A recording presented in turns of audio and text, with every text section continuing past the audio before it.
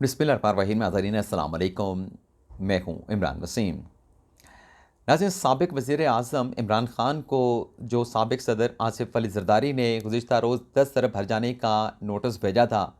उस नोटिस का इमरान ख़ान ने आज साबिक़ सदर को जवाब दे दिया है। कानूनी नोटिस पे इमरान ख़ान ने साबिक़ सदर को क्या जवाब दिया है, एक तो ये डिटेल आप नाज़रीन के साथ हम शेयर करेंगे। दूसरी खबर नाज़रीन, लंदन से वापसी के बाद मरियम नवाज़ ने आज पहला शो किया है, पहला खिताब किया है और पार्टी के चीफ ऑर्गेनाइज़र का मनसब मिलने के बाद मरियम नवाज़ की पहली नाकामी का क्या मामला है, इस पर भी आप नाज़रीन के साथ गुफ्तगू करेंगे। इसके अलावा नाज़रीन, जस्टिस काज़ी फ़ाइसा ने आज हुकूमत और इस्टेब्लिशमेंट को एक अहम पैगाम दिया है। जस्टिस काज़ी फ़ाइसा का वो पैगाम क्या है, वो भी आपके साथ हम शेयर करेंगे। इसके अलावा फवाद चौधरी पर पाबंदी का इतलाक़ होने और ज़मानत के बाद उनकी फ़ौरी गिरफ़्तारी का क्या मामला है, ये डिटेल्स और इसके अलावा हमारे आज के वीलॉग की जो दीगर अहम ख़बरें हैं, उनकी तफ़सीलात भी आपकी खिदमत में पेश करेंगे। तो पहली ख़बर से नाज़रीन गुफ्तगू का आगाज़ करते हैं। इस्लामाबाद पुलिस के थाना अपारा की जानिब से जो शेख रशीद को एक नोटिस भेजा गया था, उन्हें आज 4 बजे तलब किया गया था। लेकिन इस नोटिस को शेख रशीद साहब ने आज इस्लामाबाद हाई कोर्ट में चैलेंज किया, जहां हाई कोर्ट ने शेख रशीद की दरख्वास्त पर समाअत करते हुए इस्लामाबाद पुलिस के इस नोटिस को न सिर्फ मुअत्तल कर दिया है, बल्कि इस्लामाबाद पुलिस को शेख रशीद की गिरफ्तारी से भी रोक दिया गया है। मुकदमे की समाअत को 6 फरवरी तक मुलतवी किया गया है। जब इस्लामाबाद हाई कोर्ट में इस केस की समाअत हो रही थी, तो शेख रशीद के वकील की जानिब से अदालत से ये कहा गया कि यह गैर कानूनी नोटिस है। शेख रशीद के वकील का यह कहना था कि अगर मुकदमे का इंदराज हो जाता, फिर यह नोटिस इस्लामाबाद पुलिस जारी करती, तो ये कानूनी नोटिस होता। लेकिन मुकदमे का इंदराज किए बगैर ये नोटिस जारी करना, इस्लामाबाद पुलिस ने ये एक नई मिसाल कायम की है, तो लिहाजा ये गैर कानूनी नोटिस है। इस नोटिस को फौरी तौर पर सस्पेंड किया जाए और मुतलका फ़रीक़ैन से शेख रशीद को हरासा करने और ये नोटिस जारी करने का जवाब मांगा जाए। तो अदालत ने शेख साहब के वकील के आर्गूमेंट के साथ इत्तफ़ाक़ किया और जो नोटिस था शेख रशीद की आज 4 बजे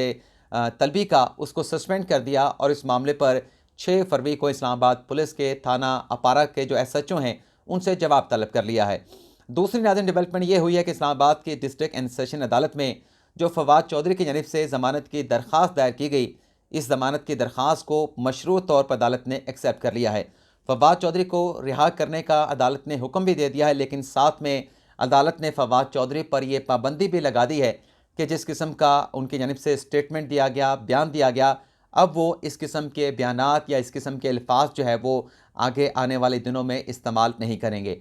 अब नाज़रीन, सूरत-ए-हाल ये है कि अदालत की जानिब से फवाद चौधरी के जो रोबकार हैं रिहाई के, वो जारी हो चुके हैं और जब हम ये वीलॉग रिकॉर्ड कर रहे हैं तो फवाद चौधरी साहब की जो है वो अडयाला जेल से रिहाई भी हो चुकी होगी। लेकिन ये जो नाज़रीन अदालत की जो कंडीशन है कि हम फवाद चौधरी को मशरूत ज़मानत दे रहे हैं, इसका नाज़रीन सीधा-सीधा मतलब ये है कि फवाद चौधरी पर एक एम्बार्गो लगा है कि अब वो इस किस्म के बयानात नहीं देंगे और अगर वो इस किस्म का कोई स्टेटमेंट आगे आने वाले दिनों में देते हैं, तो फिर प्रोसिक्यूशन के पास इस अदालती फ़ैसले के ज़रिए एक जवाज़ होगा, कानूनी जवाज़ होगा कि वह फवाद चौधरी की ज़मानत की मनसूखी के लिए मुतलका फ़ोरम से रजू कर सकते हैं। यानी इस ऑर्डर की अगर वायलेशन करते हैं फवाद चौधरी, तो उनकी ज़मानत मनसूखी का केस जो है वो प्रोसिक्यूशन का बन जाएगा। इस केस की समाअत के दौरान नाज़रीन जज साहब ने बड़े अहम रिमार्क्स दिए। फ़ैज़ान हैदर गिलानी साहब में उन्होंने कहा नाज़रीन कि घर वालों के बारे में, यानी इलेक्शन कमीशन के मेंबरान के फैमिली से मुतल्लिक जो फवाद चौधरी साहब ने बयान दिया,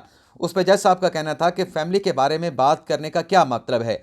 फवाद चौधरी, उन्होंने कहा कि सीनियर वकील हैं, पार्लियामेंटेरियन हैं और सियासी लीडर को इस किस्म की बात नहीं करनी चाहिए। इस किस्म की बात करना, पाकिस्तान में लिटरेसी रेट क्या है, लोग इस किस्म के बयानात को किस तरीके से लेंगे, तो ऐसे बयानात देते हुए अगर कोई सीनियर वकील है, पार्लियामेंटेरियन है, तो उसको महतात होना चाहिए। और फिर जज साहब ने खातून ज़ेबा चौधरी साहिबा से मुतल्लिक जो इमरान खान साहब ने स्टेटमेंट दिया था, उसका जिक्र भी किया कि हमारी एक खातून कोलीग से मुतल्लिक भी इसी किस्म का स्टेटमेंट दिया गया था, जिस पर बाबर अबान ने कहा कि मैंने ही मामला जो है वो सेटल डाउन किया था। और फिर अदालत ने कहा कि हम मशरूत तौर पर जो है वो ये ज़मानत फवाद चौधरी को दे रहे हैं और आइंदा वो इस किस्म का बयान नहीं देंगे। अब ये नाज़रीन बड़ी अहम डेवलपमेंट हुई है फवाद चौधरी के केस में। ये ज़मानत भी हुई है, लेकिन साथ में कंडीशन लगा दी गई है, एम्बार्गो लगा दिया गया है, एक बार लगा दी गई है कि अब फवाद चौधरी साहब जो हैं अपने बयानात में एक रेड लाइन जो आज अदालत ने खींच दी है, उस रेड लाइन को जो है फवाद चौधरी साहब क्रॉस करेंगे तो उनकी ज़मानत की मनसूखी का केस जो है वो प्रोसिक्यूशन का बन जाएगा। इसके अलावा नाज़रीन, शाहिद खाकान अब्बासी ने आज पार्टी के सीनियर नायब सदर के ओहदे से रिज़ाइन दिया था। तो इस खबर के बाद बहुत चहमगोइयाँ हो रही थी। कोई कह रहा था कि रिज़ाइन नहीं दिया, कोई कह रहा था कि वो मुस्तफ़ी हो चुके हैं। अब नाज़रीन, मुस्लिम लीग नवाज़ के सीनियर रहनुमा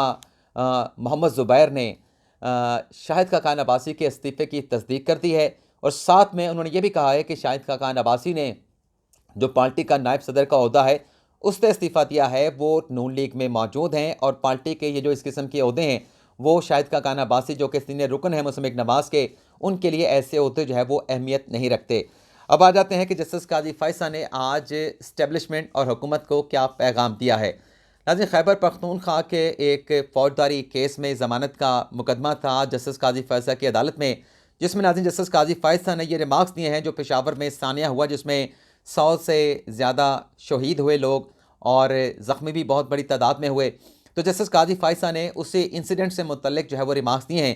कि आखिर हम कब तक दहशत गर्दों से डरेंगे। मुज़ाकरात की यहाँ पर बात की जाती है कि दहशत गर्दों के साथ मुज़ाकरात किए जाएँ, उन्हें ये दे दिया जाए, उन्हें वो दे दिया जाए। तो जस्टिस काजी फैसल ने कहा कि दहशत गर्दों के साथ मुज़ाकरात कैसे हो सकते हैं, रियासत कहाँ है, रियासत किधर खड़ी है। जस्टिस काजी फैसल ने कहा कि आज दहशत गर्द 2 लोगों को मार रहे हैं, कल 5 लोगों को मारेंगे। लंबी दाढ़ी रखने वाला कोई अच्छा मुसलमान या अच्छा इंसान नहीं बन सकता। हमारे एक जज को भी मारा गया, दहशत गर्दों ने उसे निशाना बनाया, लेकिन किसी को परवाह नहीं हुई। यानी सुप्रीम कोर्ट के सीनियर प्यूनी जज जो कि अगले चीफ जस्टिस पाकिस्तान हैं, उनकी जानिब से कहा जा रहा है कि दहशत गर्दी का अगर ख़ात्मा करना है, दहशत गर्दों का ख़ात्मा करना है, तो ये जो कहा जाता है कि उनके साथ मुज़ाकरात किए जाएँ, उन्हें फ़लाँ कंसेशन दी जाएँ, फ़लाँ कंसेशन दी जाएँ, तो ये रियासत कहाँ पे खड़ी है, रियासत की रिट कहाँ पे है इनके साथ। यानी खुलासा ये था कि मुज़ाकरात नहीं, बल्कि इनके ख़िलाफ़ जो एक्शन होता है रियासत का, वो एक्शन होना चाहिए। इसके अलावा नाज़रीन, जो परवेज़ इलाही के ख़िलाफ़, चौधरी वजाहत हुसैन के ख़िलाफ़, हुसैन इलाही के ख़िलाफ़, मोनिस इलाही के ख़िलाफ़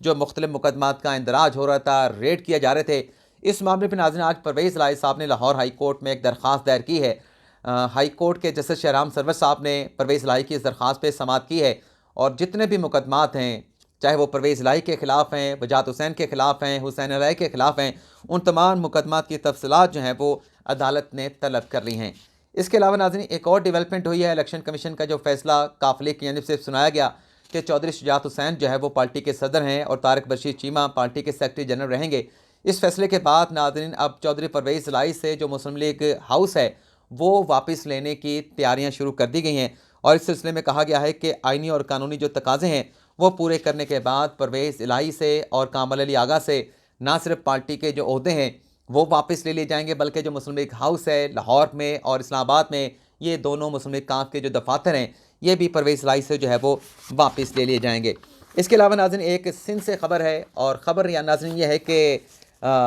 जो नाहली का फ़ैसला सुप्रीम कोर्ट ने फैसल वाडा का ख़त्म किया, उनकी सेनेट की रुकनीत को बहाल किया और फिर फैसल वाडा साहब ने सेनेट की इस रुकनीत से रिज़ाइन कर दिया था, जैसा कि उन्होंने अदालत के सामने यकीन दहानी कराई थी, अपनी कमिटमेंट दी थी। तो इस सीट के ऊपर नाज़रीन इलेक्शन कमीशन की जानिब से शेड्यूल जारी किया गया था, लेकिन एक मरतबा फिर पाकिस्तान पीपल्स पार्टी के रहनुमा निसार खोड़ो सेनेट के इसी सीट के ऊपर जो कि फैसल वाडा साहब ने छोड़ी है, खाली की है, इस पर बिला मुकाबला जो है वो सेनेट के रुकन मुंतखब हो गए हैं, सेनेटर मुंतखब हो गए हैं। इसके अलावा नाज़रीन, अगली जो खबर आपके साथ हम शेयर करने जा रहे हैं वो मरियम नवाज़ साहिबा से मुतल्लिक। जैसा कि आप जानते हैं कि उनकी 28 जनवरी को लंदन से वापसी हुई है और लंदन में जब वो मौजूद थी तो उन्हें पार्टी का चीफ ऑर्गेनाइज़र का ओहदा दिया गया और नवाज शरीफ ने इस अज़म का इजहार किया, इस उम्मीद का इजहार किया कि मरियम नवाज़ को ये मनसब देने के बाद वो पार्टी में एक नई जो है वो रूह फूकेंगी। तो आज मरियम नवाज़ साहबा ने लाहौर से अपनी पार्टी को स्ट्रेंथन करने के हवाले से अपनी कैंपेन का आगाज़ किया है। वहाँ पर वर्कर कन्वेंशन मुनक़्क़द किया गया जिसमें मरियम नवाज़ ने खिताब भी किया। यह उनका पहला पार्टी के सतह पे पावर शो भी इसे कह सकते हैं। इस नाज़रीन वर्कर कन्वेंशन से खिताब करते हुए मरियम नवाज़ ने पार्टी का बयानिया भी दे दिया है और बयानिया उनका ये था कि उनके जब नवाज शरीफ वज़ीर आज़म थे